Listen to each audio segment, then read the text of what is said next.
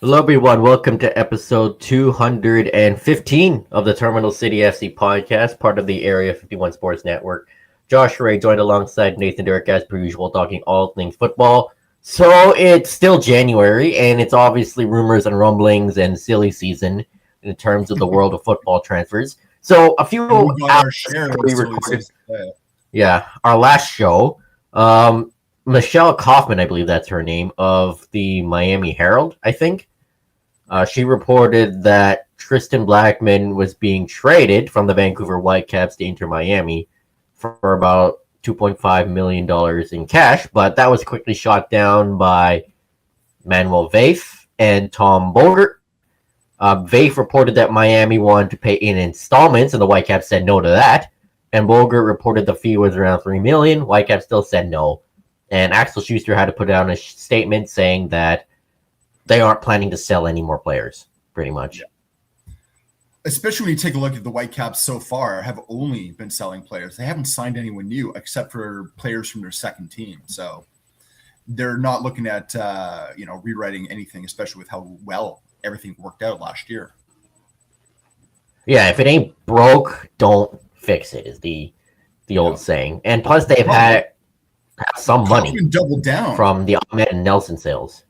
Yeah, Kaufman ended up doubling down on her reports. She took a photograph that Tristan Blackman had placed on Instagram, I believe it was. His Instagram.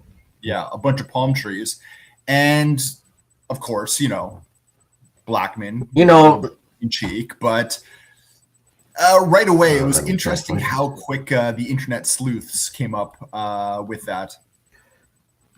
Let's bring it up here, actually. In the age of social media, even the slightest post makes transfer rumors. Blackman posts a picture of palm trees, and people have said he's not in Miami because it was cloudy that day. And these palm trees, they're not just Miami based.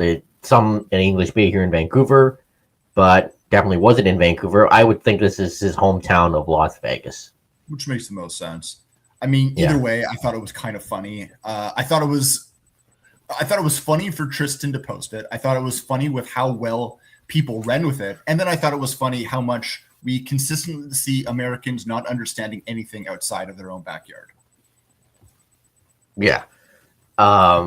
So it seems that Tristan Blackman is not going anywhere unless they get an offer that they he is. Refuse. He's in Marbella, Spain with the rest of the team right now.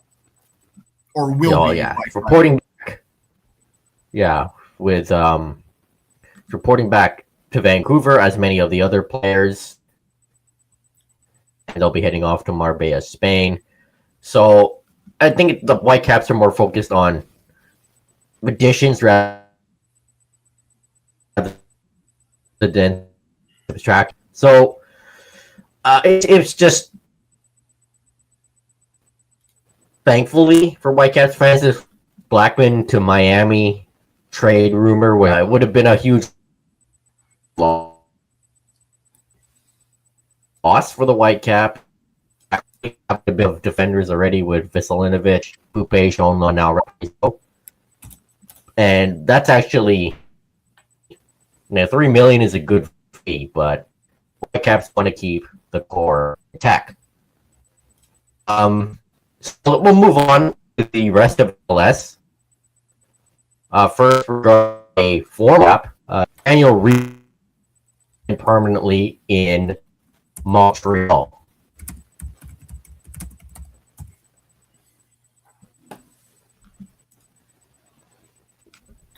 Yeah, Daniel Rios has signed a permanent contract in Montreal. So that is kind of where the player's gone. Honestly, I hope that he does well there. I hope that he's able to kind of rebuild his career. I know he's bounced around a few times, especially even with the Whitecaps. He was only here on loan with that option to purchase coming from Mexico.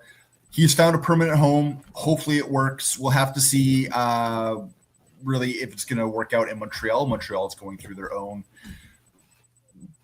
I don't know if we want to call it growing rebuild-ish. rebuild issues. along with Toronto, the other Canadian club, which is going through a pretty significant rebuild as well. We'll talk about that a little bit later. But no, I hope he lands on his feet. Wasn't really a player that fits Vancouver all that well, but no, I mean, I don't wish him any ill will. Nobody should. Hope he does well in Montreal. He signed there, I believe, for until 2027 with an option for 2028. Permanent deal again, so not a loan. MLS journeyman. I mean, has good, good link up play, but fishing there for the Whitecaps, and it just feels like wasn't a good fit. Pretty much here in Vancouver. Speaking of the other Canadian clubs, Toronto FC has been very busy so far. Walker Zimmerman was the latest addition to their squad, really to help shore up their back line. And it looks like they're in for Norwich City's and U.S. men's national team player, Josh Sargent. Now, they're looking at a fee of potentially $18 million US for Sargent. Norwich City does not want to sell for that price. They're actually looking for almost double that, around 32 million, mainly to recoup the fee that Norwich City paid when they brought him in. I believe it was from Germany. It looks like Sargent wants the move. Obviously, it would guarantee him more playing time to be on the men's national team for World Cup. But yeah, Norwich City really is not a team that needs to budge. No. And this is big for Toronto. They have Mihailovic, Zimmerman, and potentially Josh Sargent to bolster their attack. Toronto is a team that really needs an identity and a new core. And Josh Sargent would be one of the main centerpieces to that core in Toronto. 18 million, that is a huge fee for, proven European striker, proven championship striker. Potentially could cook in MLS. He's in his prime. I believe he's in his mid to late 20s. Yeah. And kind of sucks for Ali Ahmed if this move happens, because I thought those two would find some chemistry in Norwich. Yeah, I don't know how he's doing in Norwich.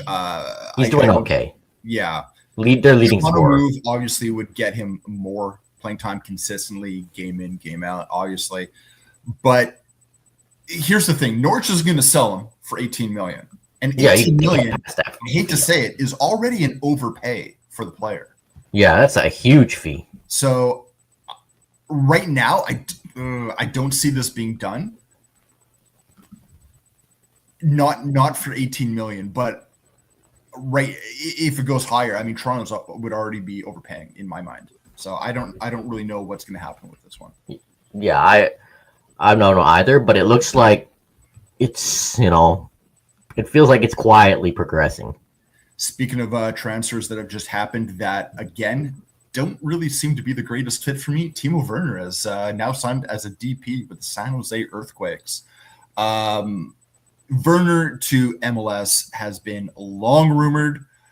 Mostly to the New York Red Bulls. It would not be a good fit. I don't think Timo Werner can fit with the physicality of MLS because he did not fit with the physicality of the Premier League. Nope. But we'll have to wait and see. And being that he's a DP, I mean, he's going to get his opportunity. Yeah. And San Jose Earthquakes, of all places in MLS. Because he's been long linked to the New York Red Bulls. Yeah. But, yeah. I mean, I think that has to do with his German attachments too, right? Yeah, with RB Leipzig. So, Timo Werner, like just a few years ago, one of the most promising strikers in Europe, someone that could have been one of the best players in the world. 6 years ago, 29 goals in the Bundesliga, now playing in MLS. Yeah. Crazy. Didn't work out at Chelsea. Went back to RB Leipzig. Didn't really hit that same heights. Went to Tottenham. Barely played. And Tottenham wasn't playing him as a striker, which is maybe not a slight on the player. They're trying to play him out on the left to be that replacement for Son. Yeah. Frank Lampard did the same thing with Chelsea. Tried So playing maybe him it's on the just the left. mismanagement of the player. Yeah, that was part. I guess that's part of the reason why his career fell off a cliff since joining Chelsea.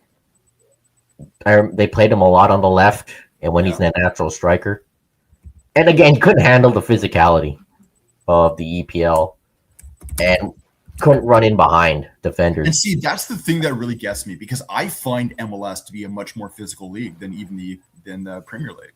Oh yeah, way more. I really don't know how he's going to. I right now I don't see it. I mean, I can easily be proven wrong, and he might. I don't know. Maybe he's grown a bit of a backbone. Maybe he's learned to stand on his feet a little bit better. But I just don't see it. Him under Bruce Arena, that's going to be interesting. Well, if anyone's gonna whipping him literally into shape, smack some sense into a player, it's gonna be Bruce Arena, for better or worse. yeah, and just I don't know. Like, this is a player that had so much promise a few years ago. Yeah, Looked to be a world-class player, but it just never really worked out for him ever since he joined Chelsea. Sure, he won a Champions League there, but he wasn't, like part of the setup. I mean, he was there, but he was there, but he was more known for missing the net than scoring goals. Yeah, pretty much. So, we'll see how he does in MLS. He will play against the Whitecaps twice next season. So, yep. If you want to see Timo Werner, he'll be here. And him and Mueller, they'll know each other from German days. Yeah, from the German national team days. And maybe, who knows, Werner could impress in MLS and make the World Cup squad. For Germany. So, speaking of San Jose, bring in one big guy, lose a franchise cornerstone, their all-time leader in assists. Christian Espinoza signs with Nashville, and apparently the signing leaked because he was at a Nashville Predators game. And then it just gets even more crazy.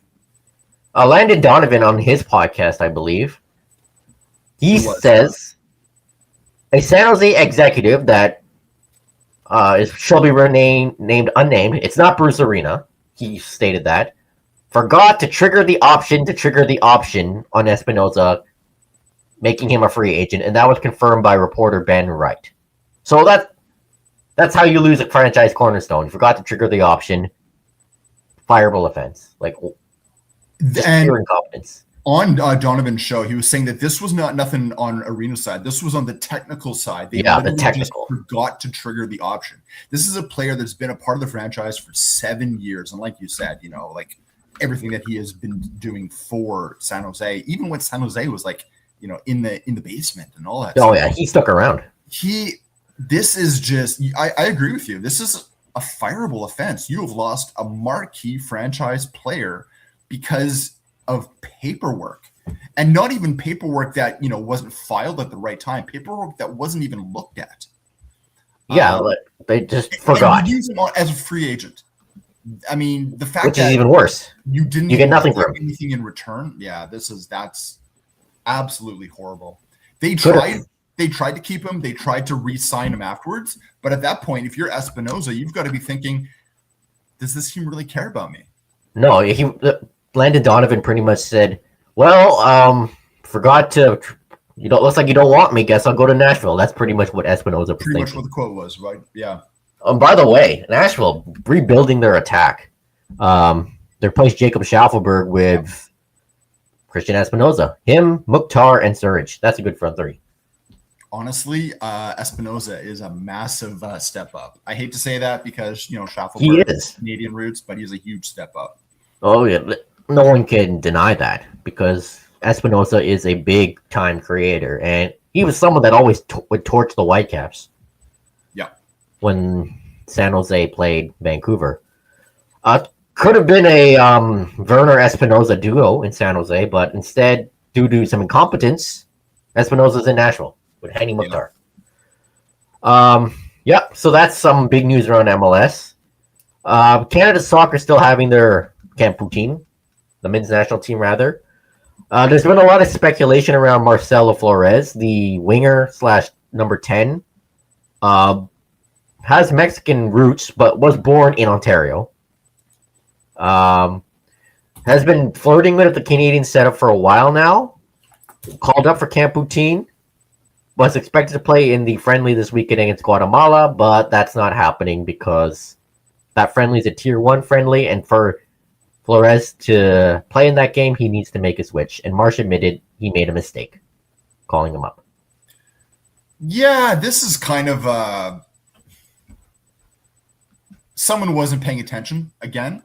Yeah. Again, this saga with Flores just keeps going on, and I still question the commitment of the player. Me too. Are you switching or not?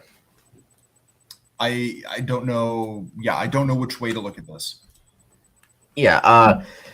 I know years ago he said that he wants to play for Mexico, but he hasn't been called up there for almost 4 years. Yeah, only played 3 games there. Only 3 games, right? Just enough by Mexico to force him to do the one-time switch if he wants to. But yeah, and time's ticking until the World Cup, so he has to make a decision. And his coach in Tigres pretty much hinted after his last game where he scored 2 goals that maybe he will make the switch, and it seems they want him to be on the Canada World Cup squad. Having players play for their national teams, I mean, there's a source of pride for that. Obviously, Tigres would want him to play most likely for Mexico, being that it is a Mexican domestic club, and there's that pride of being a part of your national team. But being a part of any national team is always something that you can use, you can project and show people. Yeah, I mean, having a Mexican player from a Mexican team, on the national team. Yeah. I mean, anyway, we'll be playing Guatemala coming up, and this is a bit of not a grudge match, but a bit of a rematch with what happened last year. Yeah, at the Gold Cup, which ended in massive, massive disappointment. Again, it's a lot of players to, on the outside looking in. I wrote an article about that for Area 51 Sports Network, and I included Flores in there. Well, unfortunately, that's not happening now, unfortunately. And a few other players that are hopefuls for the World Cup. Yeah. So if you want to read that, check that out for Area 51 Sports Network. And 3 Vancouver Whitecaps on there at Camp Poutine. Ralph Priso, Ryan Alumi, and Jeevan Badwal. Yeah, so definitely, it's definitely an MLS flavored camp. Obviously, MLS CPL, in domestically CPL as well. You're right, Atletico Madrid, plus some Ottawa veterans. But the fact that players like Badwal and Alumi are being called up is very positive, especially. It means they're being considered. Very young careers. I mean, I think it's more just nice to be a part of the setup. I don't think we're going to see. No, they're like Priso. Maybe. Priso, I think out of all of them, has it's higher chance. Definitely nice to be a part of that camp. Yeah, that's nice to see. And I wrote in my article that Priso could potentially be a depth piece on the World Cup squad should he really, really impress. But there's a lot of competition there. There's going to be a lot of competition, especially if they're looking at using him as that center back, because you got to think of who else is a part of that depth right now, especially when you look at Kamal Miller or Alpha Jones, Joe Waterman. The back line, and not necessarily a center back, more of a wing, but a Basong or players like that, right? There's a lot of players that you can say are on that fringe, and Priso right now would just be one of many. He needs to, he's got his shot, right? He's got his shot, and if he impresses, all the power to him. And I would love to see it, but it's definitely an uphill climb, and not a lot of time to do it with the World Cup coming very, very soon. Yeah, and again, the plan for him is to play center back with the Whitecaps this upcoming season, and it feels like that's pretty much where he's going to stay. And why not? He did really well down the stretch last year. So the NSL last year, so I'm very happy to keep him there. NSL, Semech Chang left Vancouver Rise last week, And she signs with AFC Toronto. It's basically a homecoming because she's from Mississauga. So the understand of wanting to be close to home, I get, is, very understandable. And she replaces Emma Reagan, Vancouver native, Canadian national, who has left AFC Toronto to sign with the Denver Summit, the new NWSL club. Yeah, they haven't actually kicked a ball yet. They've been around about 11 months, not quite a year, but they are the expansion club that will be starting in this upcoming season. Emma Regan obviously is going to be a huge ad for that NWSL team. Samantha Chang leaving to Toronto. Yeah. 3 players. There's been 3 big players that have left the Rise so far in this offseason. Jasmine Spencer, who was right at the end of the season. Obviously, haven't heard where she's landed yet. Lisa Pechersky, who we'll talk about a little bit later, and now Samantha Chang. I think out of all of those players, Samantha kind of hurts the most. Because she was the captain of the club for the latter half of the season when Shannon Wohler went down injured and couldn't come back for the remainder of the season. The player that hoisted the Diana B. Matheson Trophy was just solid in the midfield. Obviously, being kind of that part of that leadership group was oftentimes who would talk to us at the end of matches. Oh, she's great with the media. At team at the year end. Yep. And was always just very good to talk to. Always fantastic to talk to, and to watch on the pitch. This is a big loss, especially now when you add Lisa Pechersky, who has just been added as of yesterday to the Montreal Roses. That is 2 of your 3 main players in the midfield gone. Quinn is still around, obviously. They're not going anywhere. You still have Nikki Stanton, who can fit in there, but I haven't heard any signings yet. Nope. Well, they hinted that signings are coming between now and April, but other teams are making signings. I get it. Like there's a long time before the NSL season starts, but like you said, other teams aren't sleeping. Yeah. Now, one of the reasons why this could be was another announcement that came out of the Vancouver Rise. That came out of nowhere. Yeah. Club president Sinead King has left the Rise to pursue other opportunities. I don't know what to make of this. She was around, obviously, through the build of the club for the inaugural season.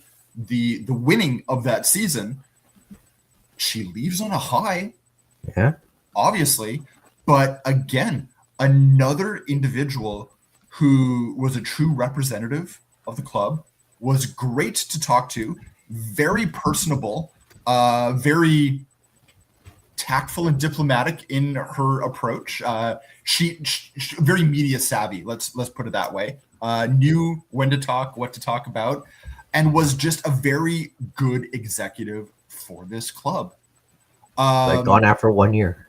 The Rise have announced that they're going to be getting some support right now from the Vancouver Whitecaps, their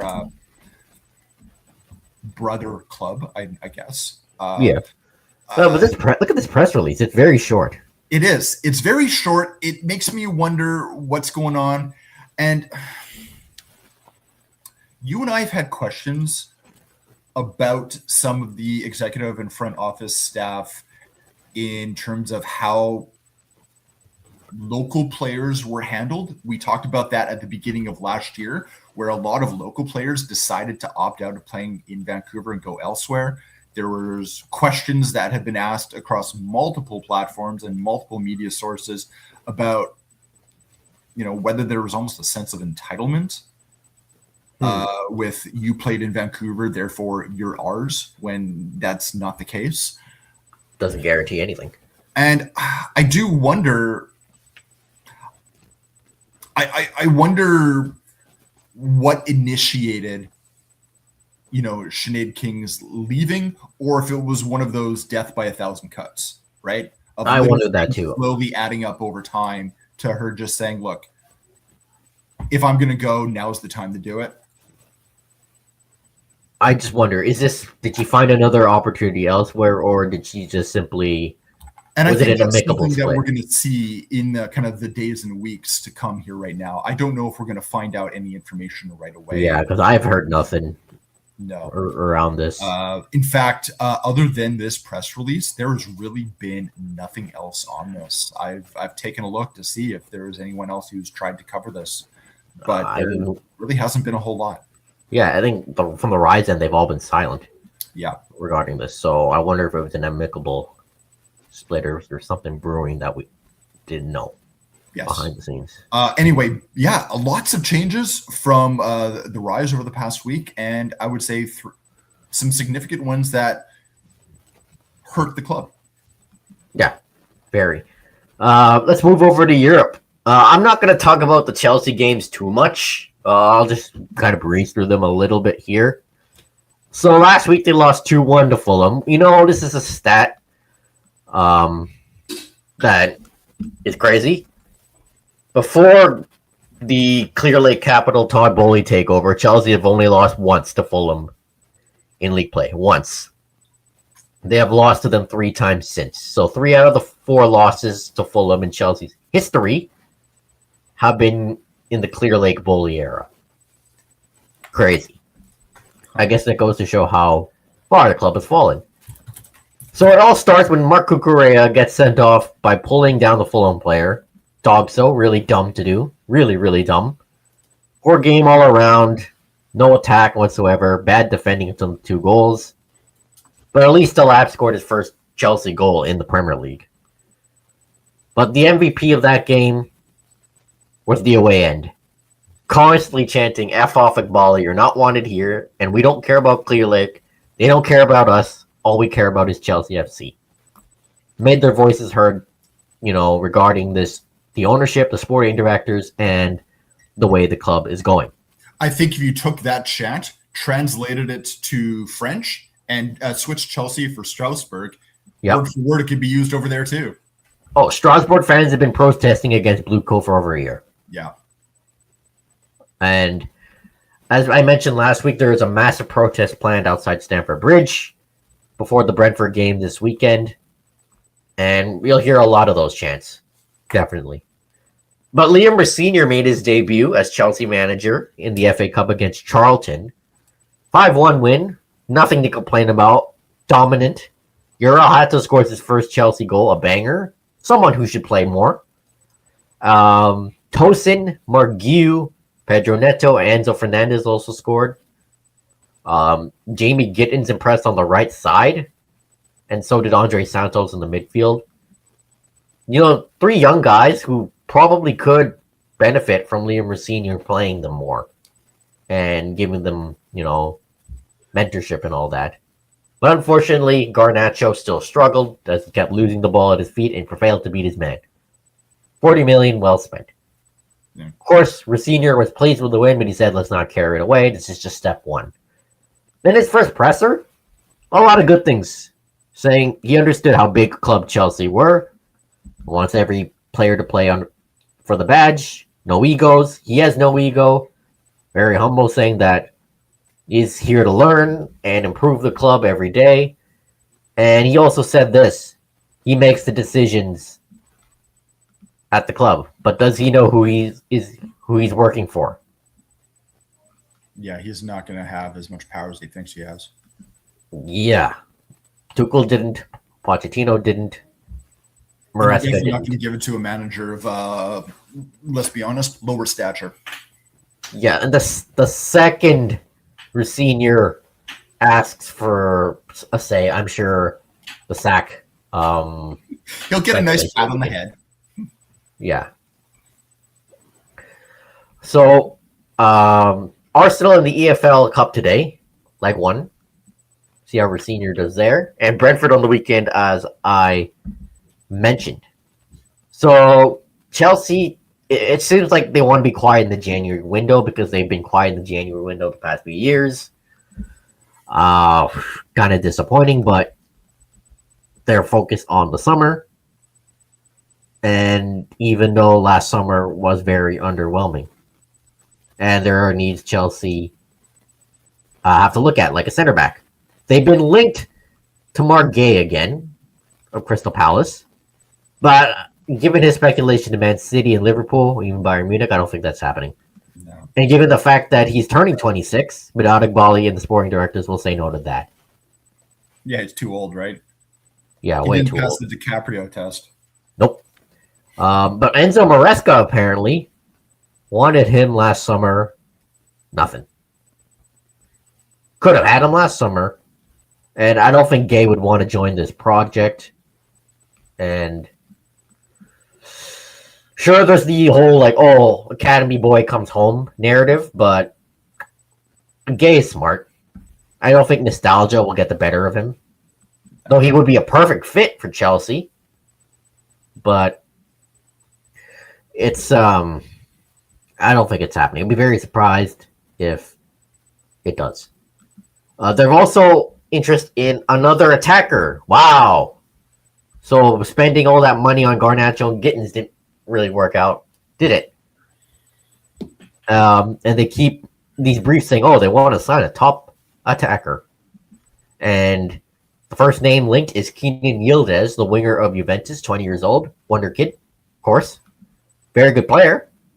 But couldn't have poked around last summer instead of signing Garnacho. Or Gittins, I guess, was understandable, but still. So you had last summer to improve the squad. They want to move it back to next summer. Delays after delays after delays. A couple pieces away from being a couple of pieces away.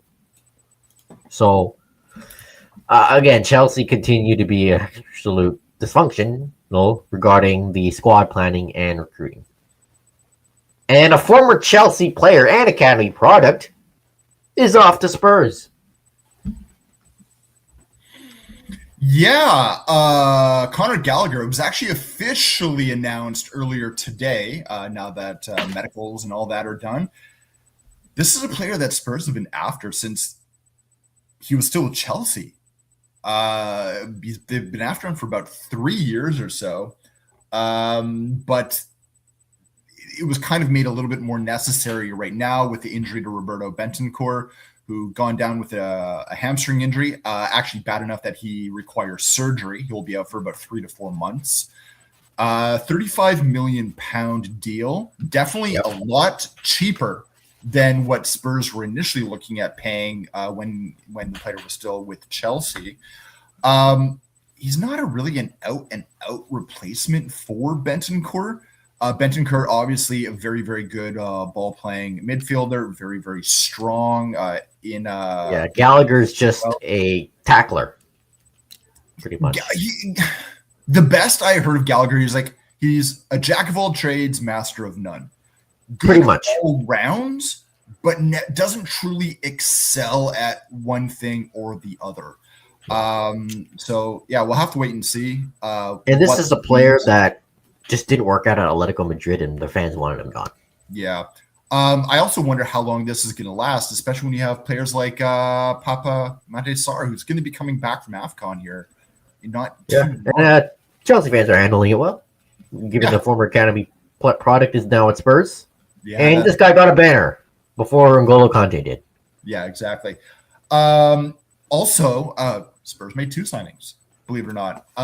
Sousa, 15 million euro deal from Santos in Brazil, a left back who's actually left-footed, which suits Thomas Frank's vision a lot better. We know Destiny Udogie has been injured since December. He has missed the last 8 games. We've been playing Jet Spence over on that side, right-footed.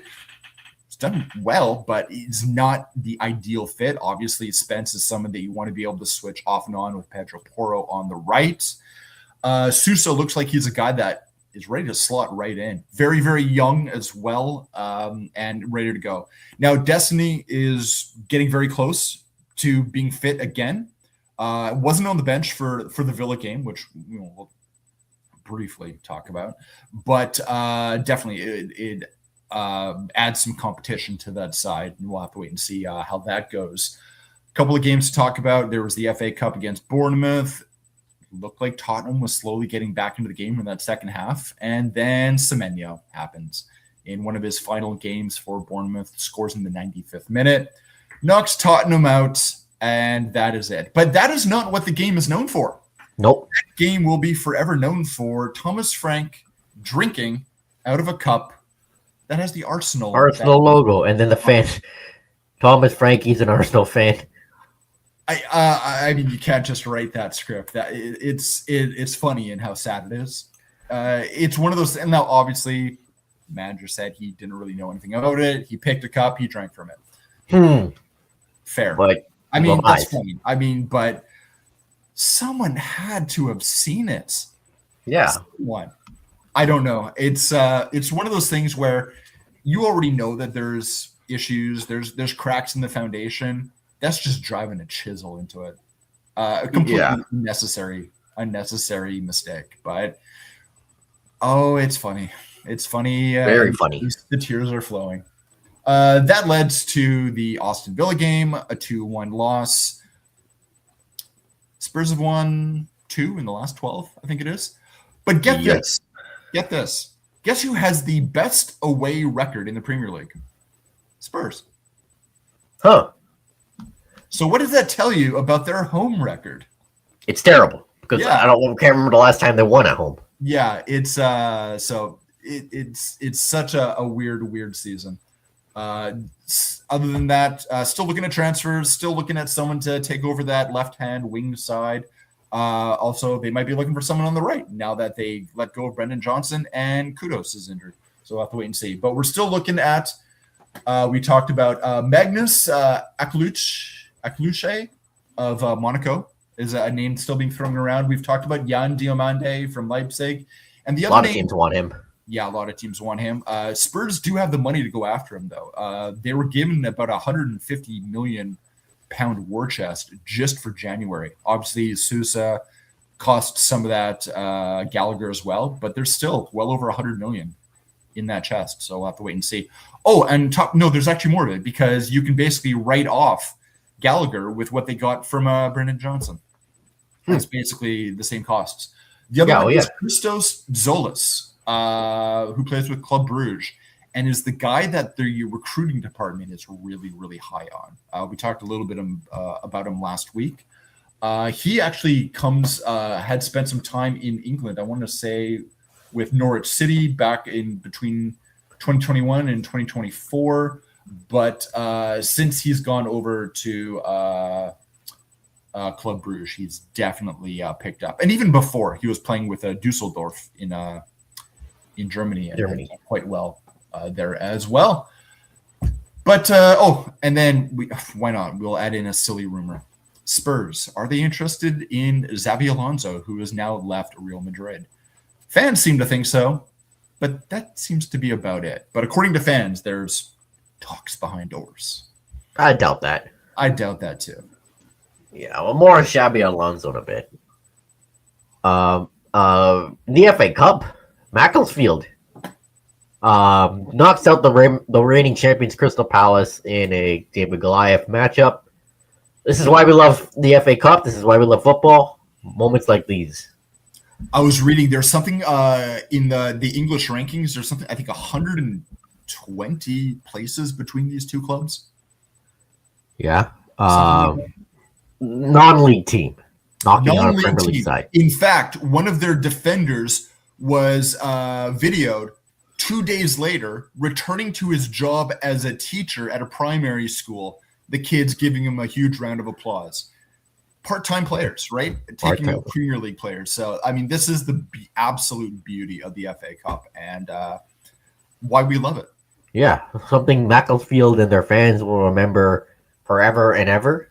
Gotta be one of the biggest upsets ever. Yeah, one of the biggest. Yeah, even more of an upset than last year when Plymouth knocked out Liverpool. But this is a non-league team knocking out a Premier League side. Or what was that, about 10 years ago where Lincoln was taken out? I think they took out 2 or 3 Premier League clubs. Yeah, or when Wigan won the whole thing. Yeah. Xabi Alonso has been sacked at Real Madrid after losing the Spanish Super Cup to Barcelona. feel like this was coming because Real Madrid have been struggling as of late, and kind of like under Ancelotti's final days, not a lot of cohesion at Real Madrid. And reports say, and this isn't surprising at all, Xabi Alonso failed to control Real Madrid's egos. The inmates run the asylum there, right? Yeah, the Real Madrid is the ultimate player power club. Yeah. It is. It's the club every manager wants to be a part of because saying you manage Real Madrid is such a huge boost, but no one survives there.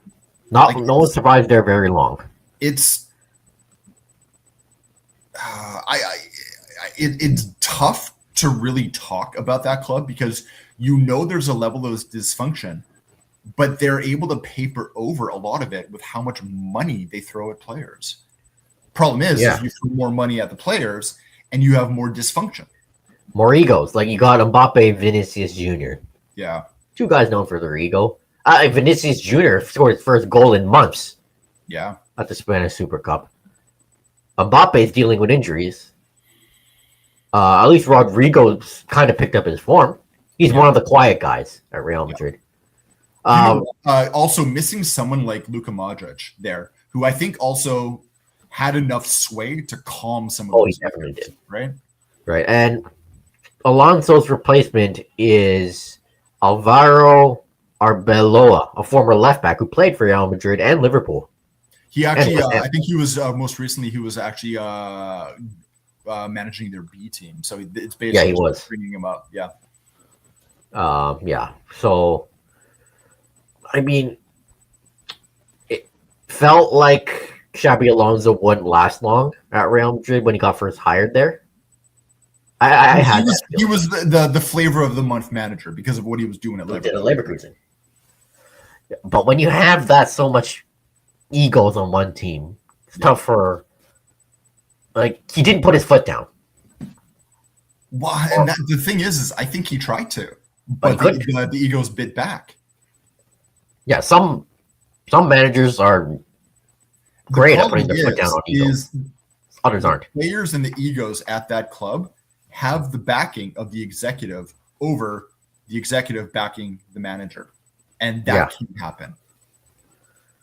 Yeah, Mbappe, Vinny, they got all the money. They got the backing from the executives. And on the pitch, it also wasn't working. Like, what kind of team Real Madrid are? That's something, if you watch Real Madrid, I'm sure you've asked that this season. So we'll see where Real Madrid go from here because it looks like Barcelona look poised to dominate this year. I mean, Barcelona, again, not without their own problems as well, definitely on the financial side, but actually acting as the more stable club, which is very strange to say. Yeah. Their manager, Hansi Flick, 8-0 in finals, I believe. You know what? You never hear about Hansi Flick. You never hear about him. And I think that is good. That is to his credit. He comes in, he's got control of his club, he does the job. Yeah, you might argue that it's actually a stable club right now. You might, sure. Barcelona have players with egos as well. Look at Araujo, to some extent, Lamine Yamal. Yeah, but other than that, Hansi Flick's a guy who can put his foot down. Yeah, he does it quietly and effectively. I also think that there's players within the Barcelona squad that put their foot down as well and calm some of the other egos. Yeah, like Lewandowski, veteran guy. Yeah. So one just feels like Barcelona's year again. The Barcelona could win it all this year. Win the Champions League. Feeling that way. Yeah. Well, these two topics are kind of intertwined, but we'll talk about them anyway. So 23 members of parliament in the UK, across all parties, not just one, call for FIFA to investigate the US involvement in the World Cup after the attacks in Nigeria where Trump bombed ISIS members who were killing Christians on Christmas Day, and the recent raid of Venezuela and taking in of Nicolas Maduro, as well as the rhetoric against Greenland, Mexico, and Colombia. And there are further calls to boycott the World Cup from all sorts of people across social media, due to the killing of Renee Good, who was shot by an ICE agent in Minnesota after she tried to ram him with her car. A lot of people are making the comparison to Russia and Russia's ban from current international football or IOC games. We also have to remember, though, that when Russia took Crimea, they still hosted a World Cup themselves. Yep. That alone tells me nothing's going to happen. Nothing's going to happen. We also know of the relationship between Trump and Infantino. The fact that they, I don't know, did a paper mache project together and created a peace prize. Yeah. Again, that's being called into question with all this that's been going on as well. For as much as FIFA likes to pride itself on not being political, they sure are political. They are very political. Football is a political sport. Yeah, especially with its global reach. I don't see anything happening about this. The only thing I can see possibly happening is if individual countries decide to boycott the World Cup by not sending their players and their delegations. But hosting duties, that it's not changing. There's too much money involved, and money. So much money has been put into this project. Yeah. And I see some fans from foreign countries saying, "Yeah, we're not attending the World Cup. We're going to give our tickets to someone else." Arguably, what was it? I can't remember what the number was. 13,000 or 17,000 tickets have already been canceled by fans. Yeah. Obviously, the political situation in the U.S. and surrounding the U.S. government has not been great for a while now. I'm not going to talk about it too much because it might tick people off, but yeah, I understand where fans are coming from, and people have the right to do what they want with their money. Absolutely. But the games are still going to happen. The games are still going to happen, but I wouldn't rule out a country or two pulling out. And I honestly wouldn't be surprised if it's surprisingly quite a major one too. Yeah. And then there are people up here in Canada saying, "Oh, if that happens, why can't Canada get more games?" I mean, in an ideal world, sure. But I doubt that's happening. It's the schedule is set. Yeah. This way. And when FIFA sets that schedule, they chisel it into rock. So yeah, and of course people talk about boycott back to 2018 with Russia, 2022 with Qatar for obvious reasons, and now this. I mean, it's nothing new regarding FIFA and the World Cup. And people again can do what they want. People can not attend games or whatever, but again, like Nathan said, won't be surprised if any country starts boycotting, but the show must go on. Yeah. It's definitely going to be a tournament that has a cloud and over it and might have a stain that carries on after it. Yeah, and I've seen people compare this to 1936, Oh, I wouldn't go that far. If anything, I would compare it to, what was it, 1978 and then 1982. Yeah, I wouldn't go that far. Where, in, what was it, 78 when, what was it, the States boycotted the Soviets? 80, yeah. Because Moscow, and then 82 was the opposite way. I could have them backwards, but there was that, right? Yeah. That's the comparison that I would make. Yeah. You also got to remember, in 36, no one boycotted it. Yeah. If any World Cup was comparable to 36, 2018 with Russia. Yeah. Yeah. But again, I'm not going to go too far into that. Yeah. So that'll conclude this week's episode. Hope you enjoy it. Tell us what we're doing right. Tell us what we're doing wrong. Oh, me on Twitter, Josh000, Nathan and then Derek. Podcast at Terminal City FC. My camera's kind of screwed up. I'm going to buy a new one because my webcam isn't working anymore. I'm just going to buy a like-for-like replacement on Amazon. Thank you, Amazon. And it's cheap anyway. So, Area 51 Sports Network. Check out all our articles regarding football. But also junior hockey. As the season gets going. Yep. NFL, go Hawks this weekend. Olympics as well.